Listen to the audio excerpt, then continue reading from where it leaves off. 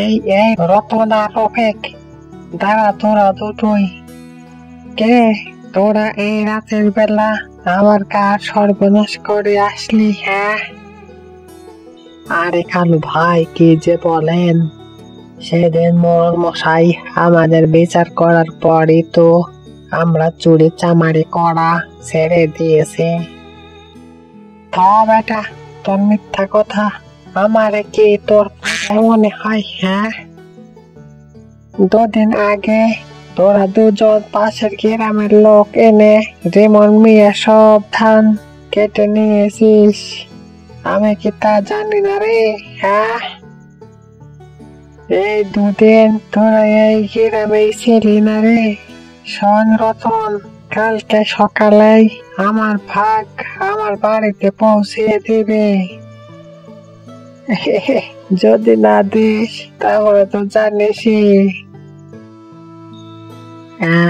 আচ্ছা কালু ভাই, ঠিক আছে, আপনি এ নিয়ে কোনো চিন্তা করবেন না, আপনার ভাগ আপনার বাড়িতে পৌঁছে যাবে কালু ভাই। এখন যা, তোরা যেখানে যাচ্ছিলি।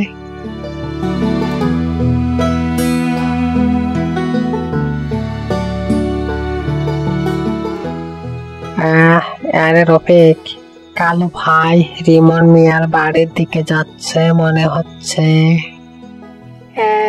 রিমন মিয়ার বাড়িতে কালু ভাইয়ের কিছু দরকার আছে হয়তো। আহারে গবেটি থাকলি রে রফিক, তুই কি এর আগে কখনো দেখেছিস যে কালু ভাই রিমন মিয়ার বাড়িতে গেছে, তাও আবার রাতের বেলায়? তাই তো রতন ভাই, এখন তো নিশ্চয়ই ঘাবলা আছে। হ্যাঁ, ঘাবলা তো আছে বটে রে রফিক, বিষয়টা দেখতে হবে যে। রফিক, চল কালু ভাইয়ের পিছু নেই।